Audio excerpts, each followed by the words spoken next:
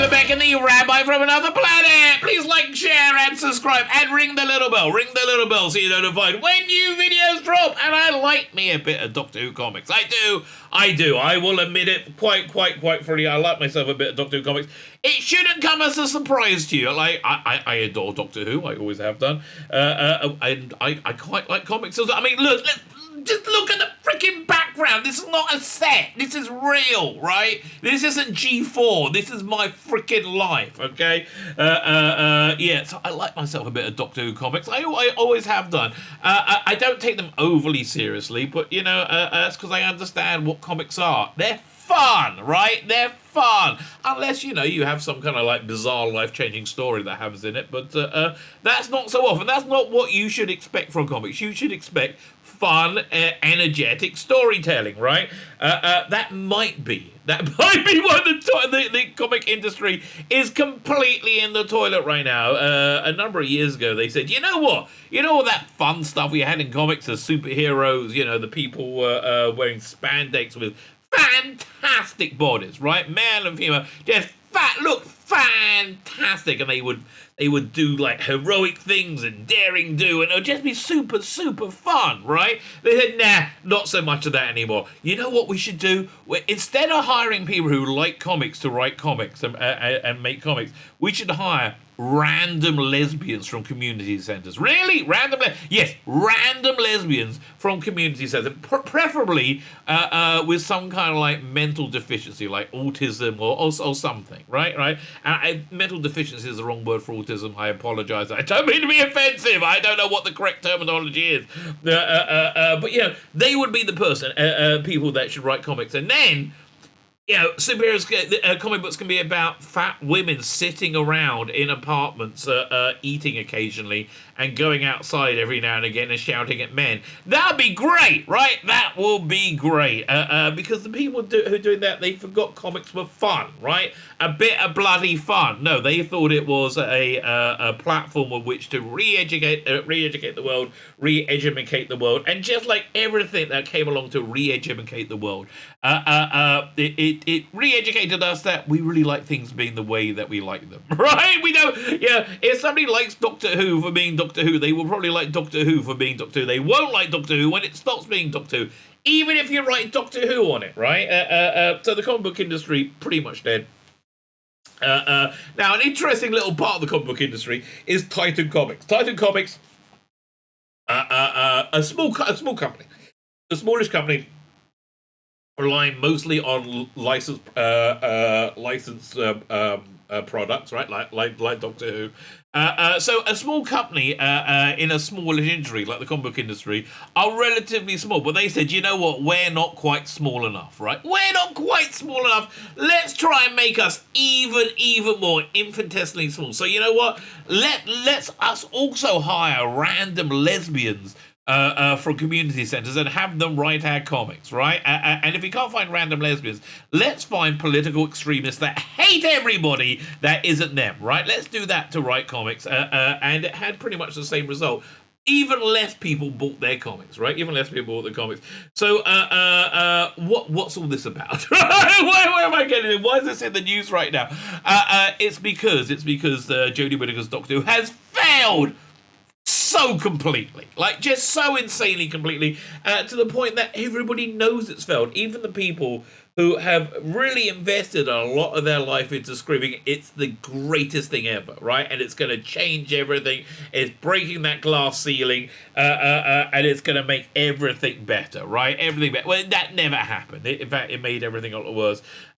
So now they're kind of desperate, right? They know the jig is up, and you know, they can't blame it on bigots and racists taking over the world. No, that's what they normally do, right? These sort of crazy people, whenever they fail horribly, they go, well, it's because there's too many bigots and racists in the world. When Brexit happened, that's what they said. When Trump was elected, yeah, that's a bigots and racists. It's bigots and racists. And they tried to say Jodie Whittaker's Doctor Who first they denied it failed completely, but then they did no 2 million viewers, that's fantastic, that's not fake, no it is, that's failure, that's complete failure, but 2 million people what, no, shut up.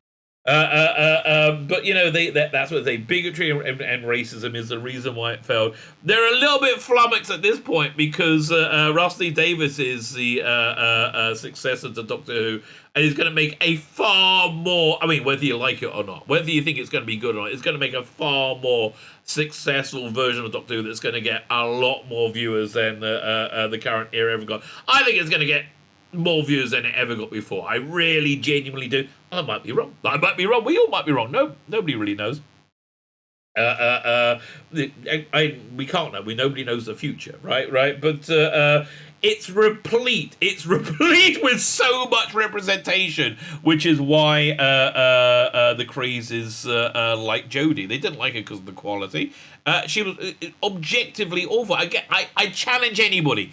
Go and watch some of those awful, turgid scripts written by Chris Chibnall. They're just not professional. They are not professional at all.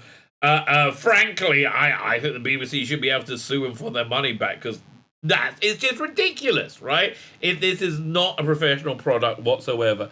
Anyway, failed horribly. So they don't like it failing horribly. So now they're saying no, it's canon.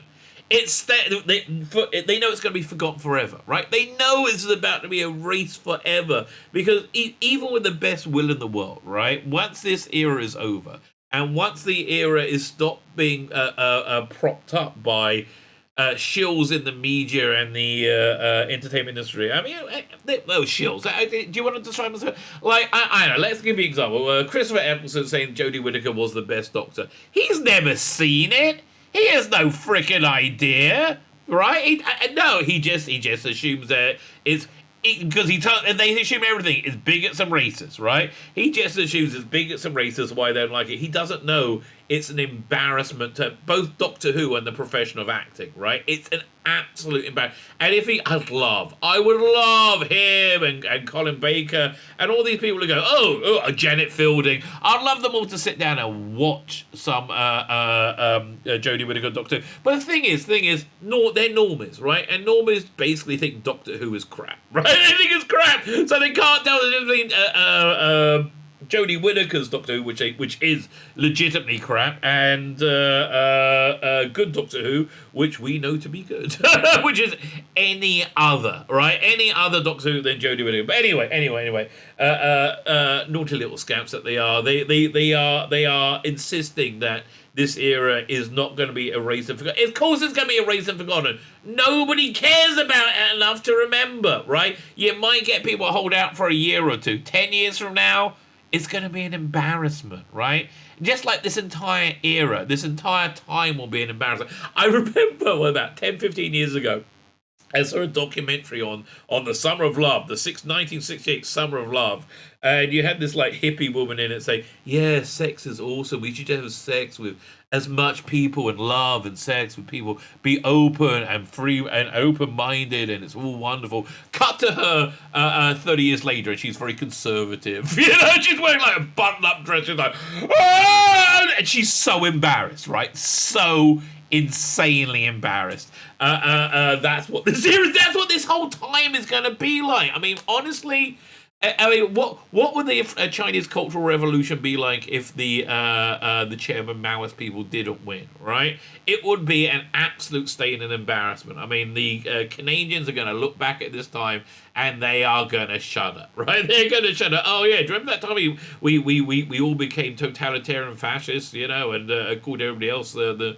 naughty National Socialists from Germany. Remember that? Like, they're all going to be impacted. So they're desperate. They're desperate to say something, to hold on to something that will say this era matters in any way, shape, or form. And the fact is, it doesn't, right? That's the most crushing, awful thing for these crazy people. It doesn't matter whatsoever. It's going to be, I mean, in as much as Doctor Who ever matters, but it's going to be forgotten forever. So therefore, they when Titan, the failing company and the failing industry said, "Yo, you know what we're going to do?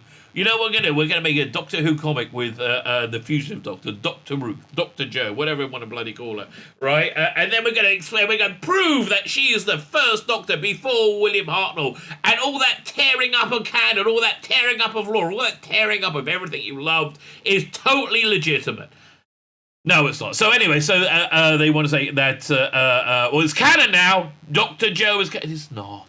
It's gone. It's forgotten, right? I mean, it's about to be, but it's so inevitable. You can assume it is. So anyway, somebody sent me this article. It's from a couple of years ago from Screenrant, where they talked about how Doctor Who comics are and are not canon. And I thought this would be a good springboard to, generally speaking, take the piss.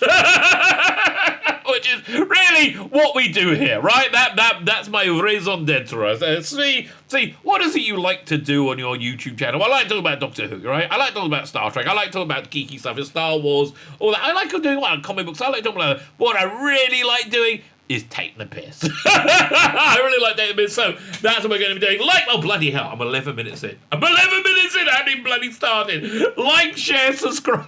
It's not a long article. Okay, it's okay. Like, share, subscribe, comment. Let me know what you think. Sign up to my Substack. Sign up to my paid Substack. What do you get for that? Absolutely nothing, right? I'm kind of enjoying this advertising approach where I just say, yeah, absolutely nothing. Although it's coming. Some stuff is coming. I explain it on every bloody video. I mean, they've got 10 more days of this thing going on, and maybe I'll have some time I can be able to breathe again. Fine! Like, share, subscribe, comment. If you're on Rumble, hit the Rumble button. It should be a big Rumble button. It's just a little plus. It's so depressing. Should be more. And let's get into this. Like, up for about half hour of me waffling. Let's get into this article. And again, I want to be absolutely clear. I freaking love Doctor Who comics, right? I mean, yeah, look, there's whole shelves of them back here. Look at that! Look at that! I mean, like all the reprints over here, and here's how much I love Doctor Who comics. Like, I bought them over here, and over here is Doctor Who. Over here is Doctor Who classic comics. So it's reprinted once, and then down here is where it originally was. In Doctor Who magazine over these two shelves. So yeah, I bought them like 3 times. So I think that's a sign. I like frickin' Doctor Who frickin' comics. I came this close to subscribing to the part work where they're taking all the archive features and putting them into a nice, nice set. Not really because I wanted them, but I wanted the comics they were going to print as well. And I was like, I already have them. Let's stop. Fine, let's look at this article. 5 ways Doctor Who comics are canon. There's no ways they're canon, right? I mean, that's freaking the point of comics. They're fun. They should be somewhat frivolous and throw away. You know, I used to like it when 2000 AD was printed on this like garbage paper that self-destructed within like 7 minutes of you buying it, right? I mean, I got the bags, I put them all in, but like comics should be a bit disposable. It's disposable art, right? Which is I think it's a good thing for society. Doctor Who is not just on television, we are aware. It's also a story told in comic form. However, there is still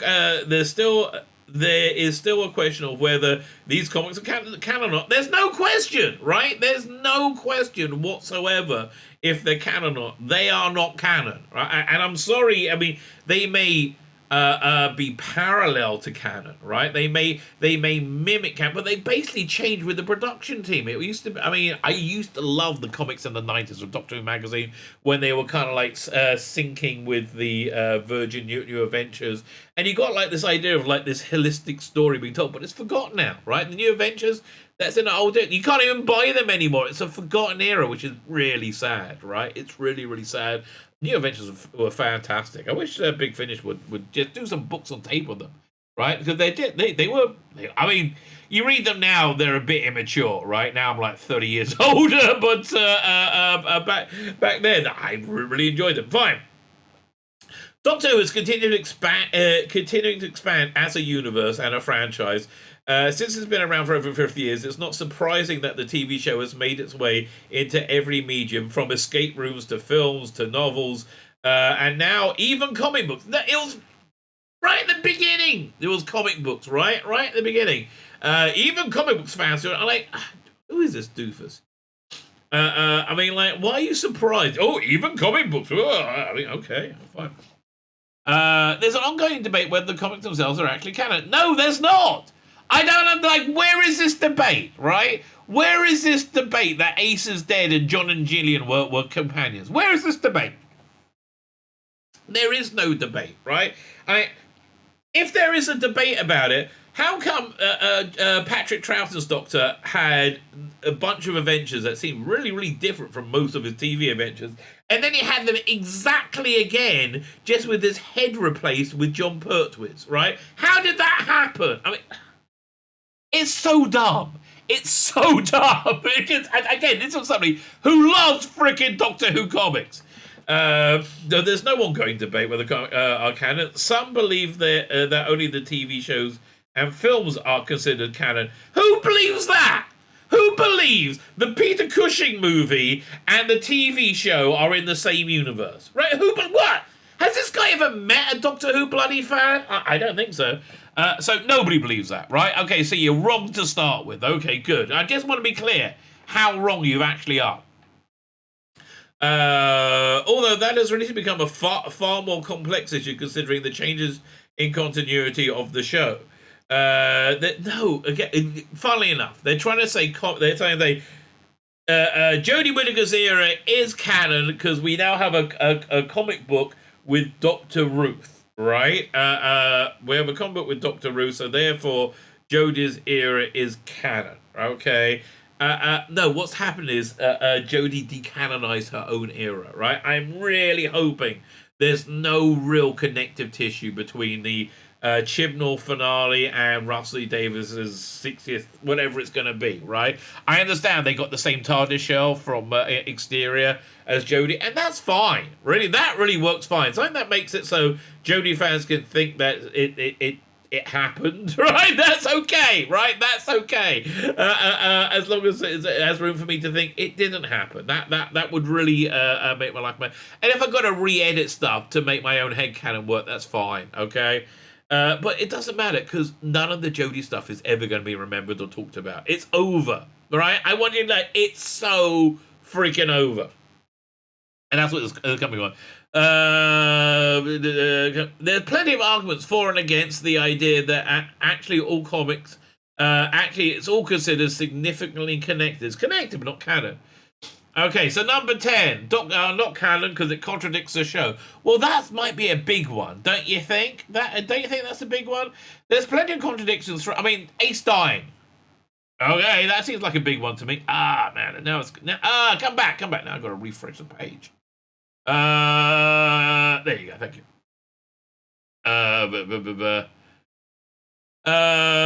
So plenty of contradictions show. There are plenty of contradictions throughout the comics that contradicts itself, let alone the bloody show, that largely affect the show itself. There are plenty of contradictions throughout the comics that largely affect the show itself. What? There's no contradiction in canon that affects the... Oh, okay, was there? Maybe I'm misunderstanding. The reason for this is Doctor Who is known to repeatedly retcon things. When? That didn't start until Chibnall, right? I mean, the only retcon we saw was the insertion of the John Hurt Doctor, right? That was... what? When? I would like there to be some rough connection between reality and these words. I don't think there are, right? It's bizarre. Retcon things meaning anything outside the TV series is forgotten about. The TV show, look, there is bleeding between the comics and the TV show. In Love and Monsters, for example, which I know a lot of people hate, I really like Love and Monsters, but the first idea for that, which was a guy walking through lots of Doctor Who stories without noticing them, was originally going to be a script for Doctor Who magazine, and it's just like that never happened. It became Love and Monsters, right? But yeah, no, there is they do blur, but it's not canon, mate. It's not canon. The TV show always comes first when it comes to writing, unlike the shared universes like Star Wars, where there is no one to oversee all the various creative outlets that the brand is being presented in. Well, no, there are. What? What? Wait. You're telling me Lucasfilm doesn't preside over all the various creative... What? No, that's not right. You're wrong again. I mean, really? How can this guy be wrong in so many times in one article? I'm quite impressed at this point. To oversee the very creative changes. The result, this results in a lot of changes that don't match up. I mean, honestly, I really enjoy the comic book continuation of Star Wars, the initial, episode 4, I guess it's called, A New Hope, which is totally different, right? It's totally basically they serialized the an adaptation of the comic in Star Wars comic for like 4 or 5 issues, and then they ran out of stuff. So then they had to just do a whole bunch of stories until Empire Strike Back came out and completely disconnect. What's the word? Not disagreed.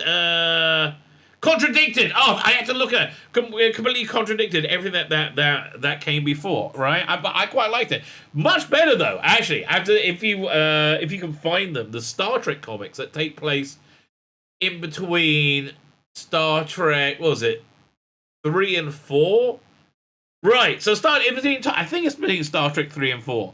So the after the comics, they find a way of getting them back in the Federation and having after blowing up the Enterprise and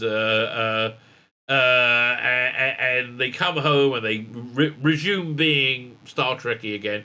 And then at the end of that run, it's by Mike W. Barr, they had to work out a way of getting them back into a bird of prey again and back, and out of the Federation. It was really funny how but I quite liked it. I know, but it's not canon. It's fun, right? And here's the thing.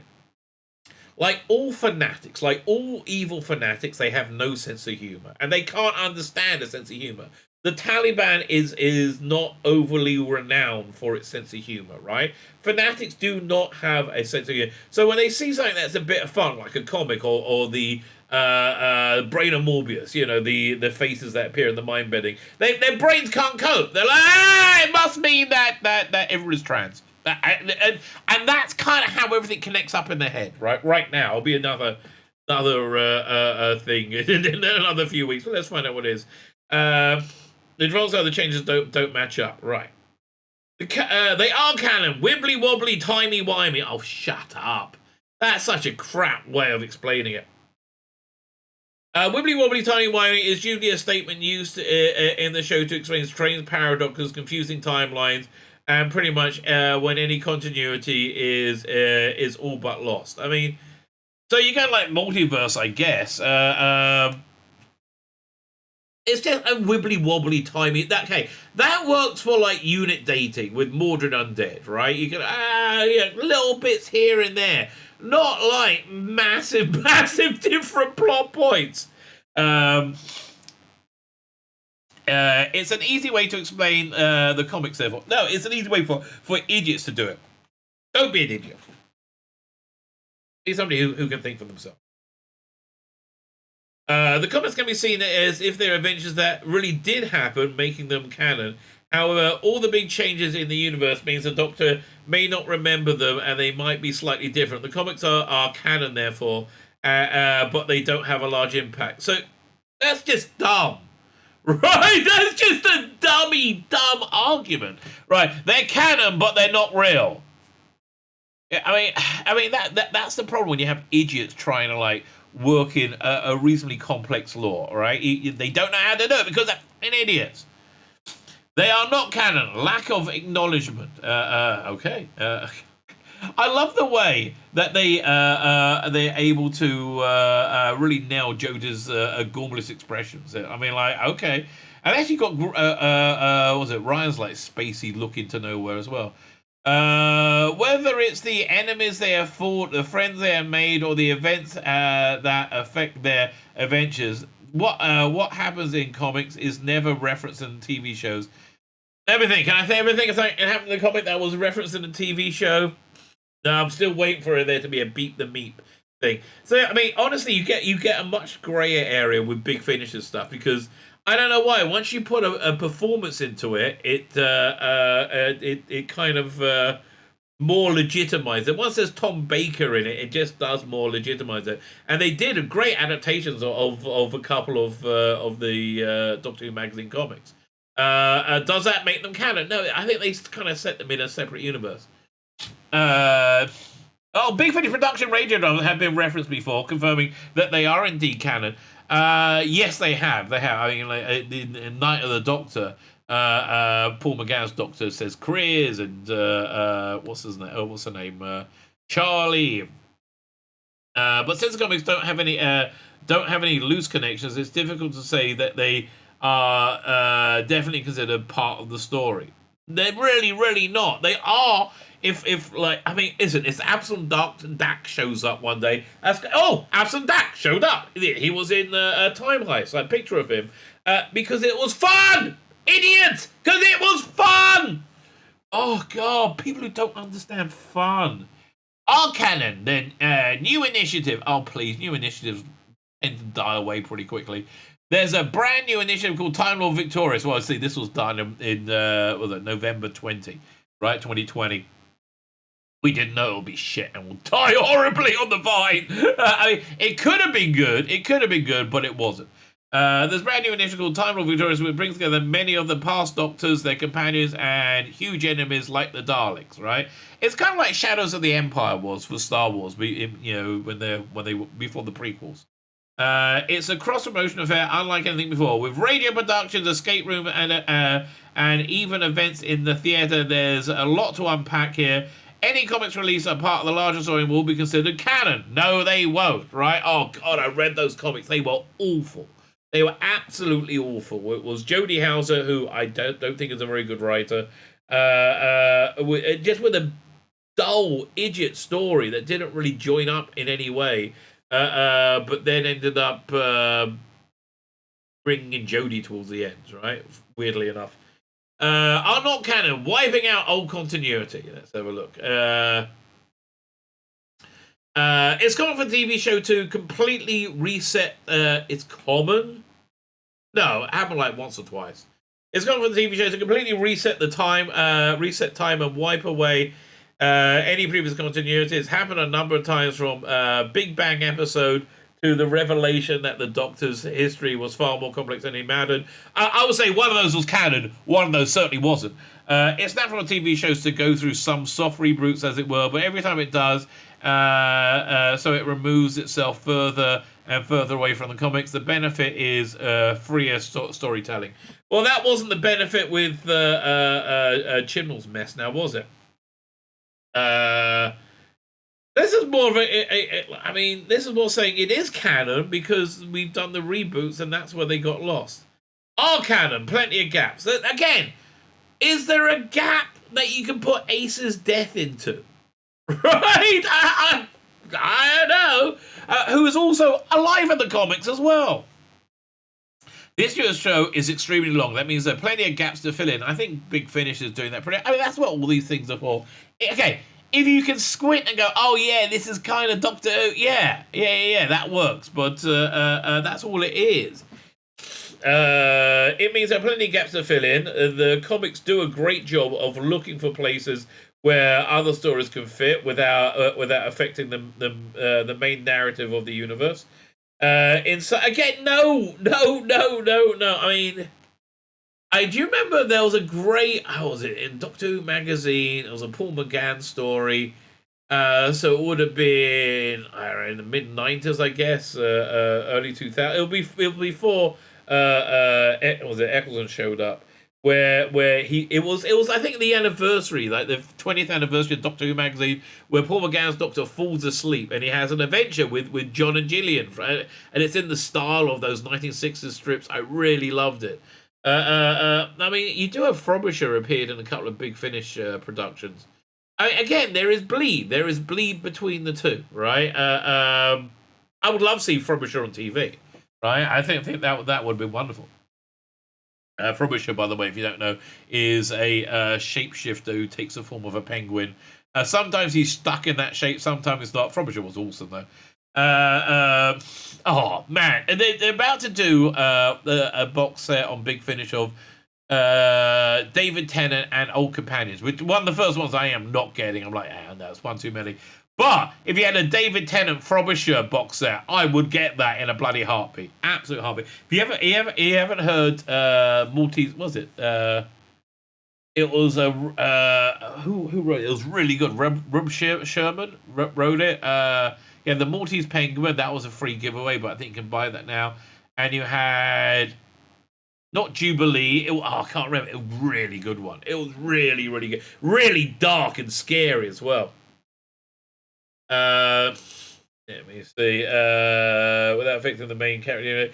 In some ways, so fine. There's plenty of places you can go in. In some ways, therefore, these comics are designed not to affect anything major, but still can be fun adventures that the characters are and any version of Doctor actually went on. The attention to detail suggests that this could be canon line a canon line of comics. What could be? Lots of what they're talking about. There are plenty of gaps. Okay, let's read that again. The history of the show is long, gaps fill in. Comics do a great job of looking for places where the stories can fit in without affecting the main narrative. Yeah, but some of them do. A lot of them don't. Fine. They are not canon. No continuity. Oh, man, look at this Dave Gibbons. It's just gorgeous, right? Absolutely gorgeous. And again, I really recommend the Big Finish comic book adaptation set. Those stories are just so bonkers and fun, right? And that's, again, if you don't have a sense of humor, if you're a fanatic, you're not going to get it, which I think is what's going on with this. There's actually not a lot of continuity in the comics themselves, so it depends on the era, right? Scott Gray had a really strong continuity in the 90s, and I think you had the Eighth Doctor that had real. I mean, they're in 4 trade paperbacks. They're really, really good. That had a real strong narrative flow that went from start to finish. In fact, it goes from Wormwood. The story was that the name of the story beforehand. And again, you had the Threshold, you had recurring villains, and it went back to its own continuity. It had Shade, which was a Gallifreyan assassin thing, it does have a good continuity, and it's fun when it plays with that, right? It's fun when it plays with that, but it's like it's not canon, right? But anyway, let's see what they have to say. There's actually not a lot of continuity in comics themselves. Yes, there are. There's a lot of them jump across time using different Doctors and stories in varying degrees of wackiness. They are used on different platforms too. For instance, in Doctor Who magazine may include sections of comics, while there's also a comic title run. Well, that's the American and the English ones. Then they are all in their own continuity. I never really liked the title ones, to be honest with you. I love the Doctor Who magazine ones. The title ones just never really gelled with me. I don't really like the page design, right, of an American comic for a Doctor Who story, right? I like the larger page design, which listen, this is very, very, very specific. Like, I write and draw comics, so I understand them to some degree anyway, but like there's definitely a different page design for the Doctor Who magazine comics than there is for the American Titan ones, because you have basically more surface area, right? And you have more panels on the page a lot of the time. It's a difference between European visual storytelling and American visual storytelling. That's why I've never really been a fan of the American one. Also, they just haven't the stories to have ever really engaged me that much. Fine. So, with little continuity throughout the comics themselves, it's unlikely they would be considered canon to the show. What's that got to do with anything? So they're saying they're not canon because they contradict themselves, but they also don't exist. Like, that seems a really dumb argument. Oh, man, it scrolled over again. Gotta refresh the page again. Here we go. Go down. We're up to number 3. They are canon. They're produced by the BBC. So what? I mean, I don't think Redactor's canon either, quite frankly. I don't think Jodie Whittaker's Doctor Who's bloody canon. That's produced by the BBC. Meanwhile, Rusty Davies' new Doctor Who, is that going to be canon? It's not produced by the BBC, is it? It's being played on the BBC. Okay, by the way, if you can't see, look at the screen. There's a picture of a poetry comic. This must be from by Paul Cornell. I think it's a bit of a douchebag, but it's got the Fitzroy Tavern in the comic. The Fitzroy Tavern is a place, not sure they still do it, in London, where there's fan meetups once a month.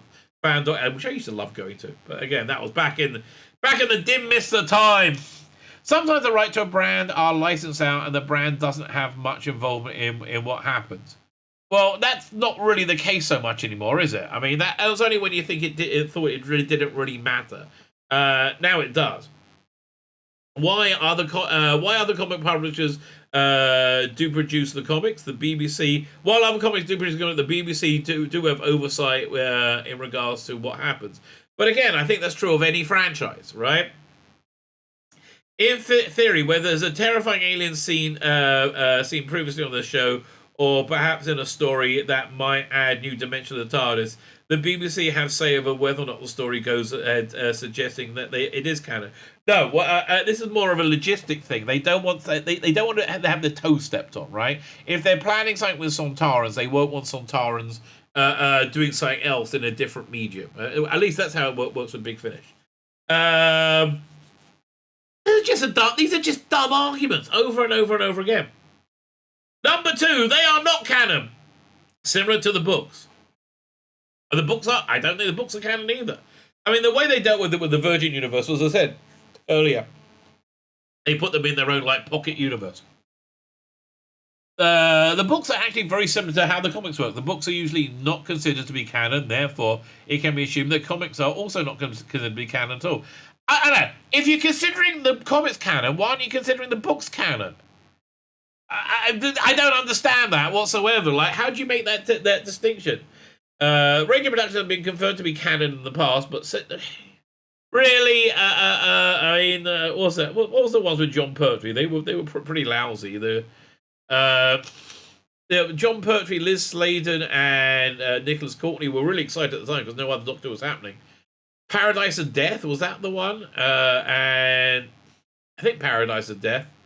And what's the other one? I can't remember. Ghosts of something or other. Well, what about BBV stuff? Like, what about Probe? If you want to go and check out the Probe direct-to-video production, make sure you get the right one. You don't want to be unwrapping gay porn when you're expecting a nice Doctor Who adventure.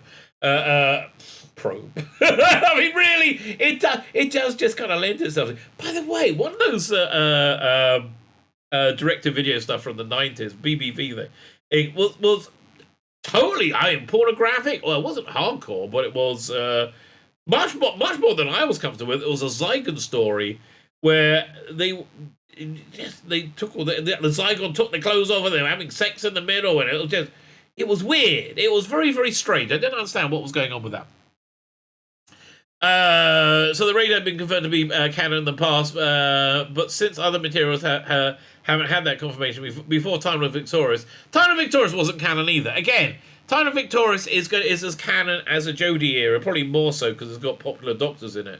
But it was a canon of the Jodie era, and it's not canon. We've all forgotten about it completely because it was shit. And I'm sorry that it was. I really thought it would be good, but man, was it lousy. It seems difficult to say that any comic title is part of shared continuity. It's not.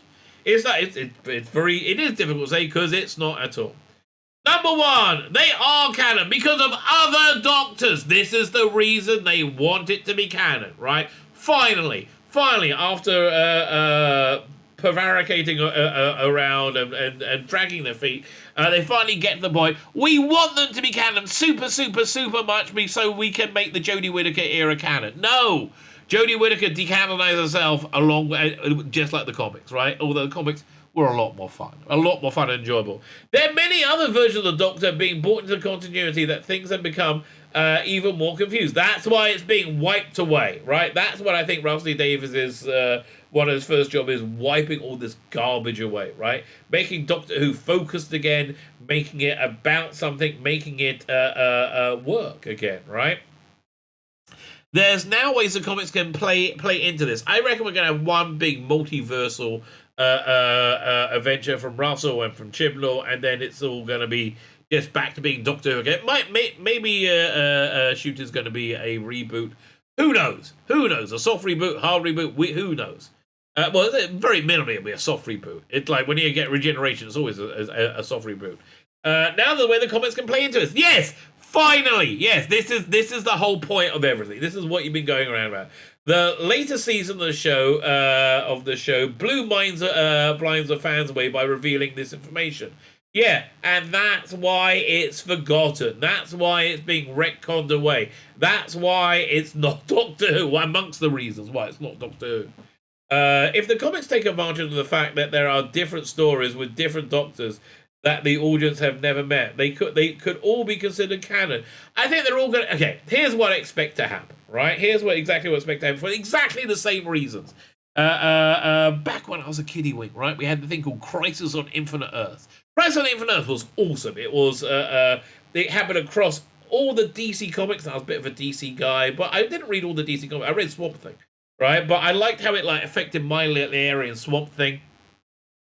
And I got the overarching story because it was interesting. And basically what it was, they were bringing all the different versions of all the different worlds together and amalgamating them into one shared continuity. Because it became, and why did they do it? Because it just became an unmanageable mess, which is exactly what Chris Chibnall has made Doctor Who into, and on a narrative level, made it into an unmanageable mess, right? So they had to basically fold them all together.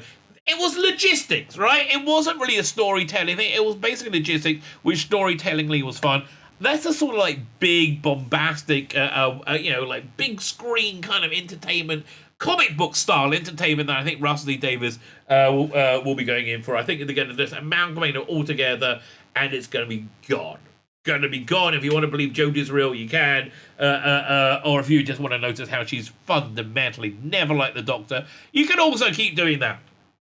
So if the comic take advantage of there being different stories with the Doctors that the audience have never met, they could be considered canon. They may even be able to flesh out the early history of Gallifrey a little more. That's exactly what we don't want, right? That's exactly what we don't want. What's really important to Doctor Who, right? What's really, really important to Doctor Who? The Who, right? The Who. Doctor Who. Remember the question that got me? A bit of ambiguity, right? A tiny, teeny bit of ambiguity about mystery of who the character could be. Yeah, we don't want them doing that, right? And that's exactly what they're doing with Dr. Ruth Owner. I will be reviewing them as they come out. I expect them to be awful. I expect them to be awful for two reasons. One, they're written by Jodie Houser, and I've never written anything she's done that has been readable in any way, shape, or form. That's the first reason. And the second reason is they got Dr. freaking Ruth in it, and they're just tearing up canon. Honestly, I'm not really such a canon fundamentalist either. I just don't like garbage. I don't like shit, which is what this is. So I will be reviewing them and ripping the piss quite mercilessly, because that's what we do here. That's what we do. We take the piss. Why? Because there's so much to take the piss out of. My name is Tzvi Lebetkin, the Rabbi from another planet. Please like, share, and subscribe, and ring that little bell. Ring the little bell so you're notified when new videos drop.